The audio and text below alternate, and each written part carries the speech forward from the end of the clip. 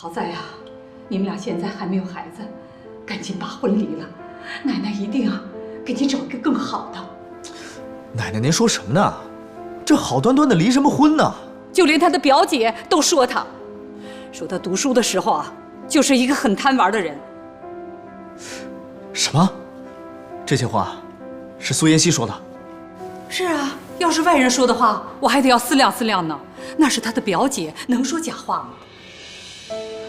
哦，我知道了。这要是外人说，我还可以考虑。要是这个女人说，千万不能相信。奶奶，这个女人不是什么好人，不能相信她的话。不能相信？哪有做表姐的在外人面前说自己表妹坏话的？奶奶，您有没有发现，自从这个女人来了之后，咱家就没太平过，而且是她来了之后，锦溪才发生的变化。那照你的意思是说，这个女人是另有所图了？这个女人一点都不单纯，而且居然有一天她跑到我房间去了。我估计锦溪是知道这事儿了才发生的变化。还有这样的事情啊？我是顾及到锦溪的面子，才没有把这事儿说出来。没想到她先挑拨你和锦溪的关系。这种女人咱家不能留，明天我就把她赶出去。季成，你先不要这么激动啊！我看这事儿啊没有那么简单，这事儿呢就交给奶奶来办了。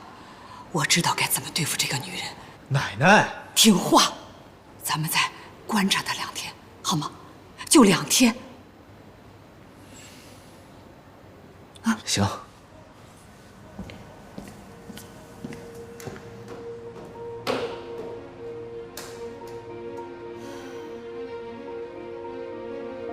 西城，你个王八蛋！居然这么袒护这个贱人，还想把我赶出顾家，简直就是白日做梦。你这次算惹错人了，我不但不会走，我还会想尽一切办法留在顾家，直到夺回我想要的一切，包括你。你怎么在这儿？这也是我的房间啊，我为什么不能在这儿？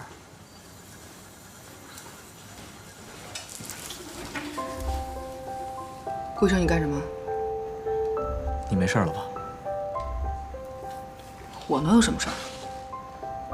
行了，我答应你，以后不会再理他了。我顾西城除了自己的老婆，不会再跟别的女人有任何关系，行了吧？